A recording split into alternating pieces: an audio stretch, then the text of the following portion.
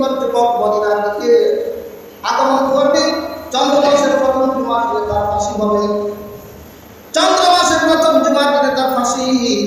মার কাছ থেকে বিদায় চেয়ে, মা, ও মা, এই সন্তানটার জন্য আপনি কত কিছু করেছেন। এই সন্তানের একটু রোগ হলে আপনি আল্লাহর কাছ থেকে মাফ করে আমাকে সুস্থতা দিয়েছেন। একটু অসুবিধা হলে আপনি আমাকে ঘুম আরামের ঘুমটাকে নষ্ট করে আমার জন্য সেবা সুস্থতা করেছেন। ও মা, আপনি কি চান কিয়ামতের ময়দানে আপনার সন্তান খুনের আসামি হয়ে দাঁড়ায়, আর আপনার কিয়ামতের ময়দানে একজন খুনির মা হয়ে পরিচয় দিতে চান? না না, আমি পরিচয় দিতে চাই না। তাহলে আপনার সন্তানকে আপনার চির বিদায় দেয়া দেন। ও মা, দয়া করে আমাকে আপনার জীবনের শেষ গোসল করায় দেন, আমাকে শেষ গোসলটা দিয়ে দেন, আমাকে গরম পানি করায় গোসলটা করায় দেন। আপনার সন্তান নিষ্পাপ হইবার জন্য মদিনার শরিয়া বলে চলে যাবে।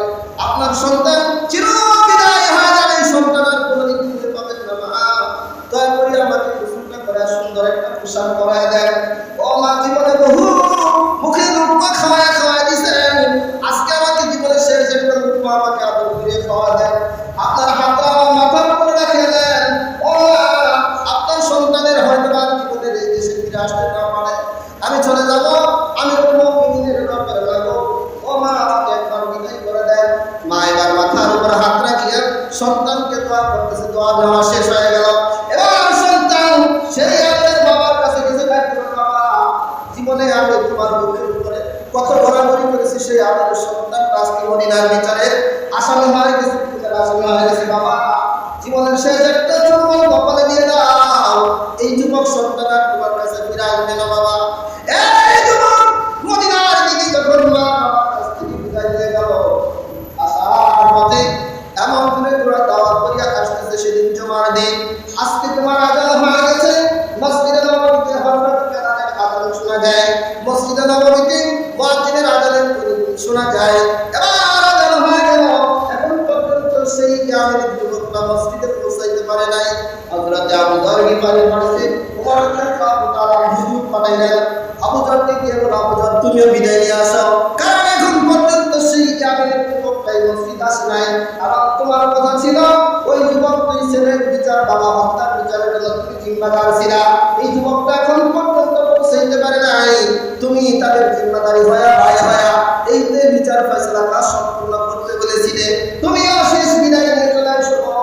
রাসূলের একজন জালিল কদম খাদেম ছিলেন, হযরত মুসা খাদেমে খায়রুল বাশার, খিদমত মে জিন্দা বে না বানায়া আপনা ঘর। সুবহানাল্লাহ। রাসূলের একজন খাদেম, আল্লাহ রাসূলের একজন জালিল কদম খাদেম আবু যর গিফারি, তাকে আজকে এই হত্যার আসামি হয়ে গেল। কারণ যুবকটা মদিনা এখনো আসতে পারে নাই, এখনো ইয়ামেন থেকে এই মদিনায় পৌঁছাইতে পারে নাই। এই যুবকের পরিবর্তে আবু যর গিফারিকে ফাঁসি দেওয়া হবে। আবু যর গিফারি বলল, আমার বাবা নাই, মা নাই, জমিনে আমার কোনো প্রতিবেশী নেই, আমার কোনো স্ত্রী সন্তান নাই, আমি আর দিকে চলে যাবো, আমার কোনো অভাব হবে না, আমার কোনো কষ্ট হবে না। আমি চাই একজন মুসলমানের জন্য আরেকজন মুসলমান জীবন দিয়ে একটা ব্যক্তির কোরআনের ইনসাফ কায়েম করার জন্য, এই জমিনের ভিতরে কোরআনের ইনসাফ কায়েম প্রতিষ্ঠার জন্য, এটাই আমি চাই। এবার আবু যর গিফারি চলে আসলো মসজিদে নববীর ভিতরে পিতা হত্যার বদলা প্রতিশোধ হওয়ার জন্য, শুধিত করে দেওয়ার জন্য আবু যর গিফারি চলে আসলো। এবার মসজিদে নববীর ভিতরে নামাজ শেষ হয়ে গেল, এখন পৌঁছাইতে পারে নাই। হঠাৎ করে যখন আবু যর গিফারি গলার ভিতরে সুন্দর করে একটা কালো কাপড় পরাইয়া দিল, এবার জল্লাদের কাছে তুলে দেওয়া হলো। এই সিংহাসনের আসনের উপর আবু যরকে উঠানো হয়েছে। আবু যর গিফারি রাদিয়াল্লাহু তাআলা আনহু এবার যখন সিংহাসন জল্লাদের হাতে পড়ে গেলেন, মসজিদে নববীর ভিতরে হাজার মুসল্লির চোখের পানিতে সারসার করে মদিনার জমি স্পর্শ করে, সারসার করে জমি ভিজে গেল। আর সাহাবীরা বলতে শুরু করলো, আজকে একজন অপরাধী মানুষের জন্য একটা জীবন মানুষের ফাঁসি হয়ে যায়, কিভাবে মদিনার সাহাবীরা রে তোরা সহ্য করবি বল। আবু বকর গিফারি রাসূলের একজন খাদেম ছিল। এখন যুবকটা আসে না, হঠাৎ করে দেখলো প্রতিমধ্যে পশ্চিম দিগন্ত থেকে ধুলাবালি উড়াইয়া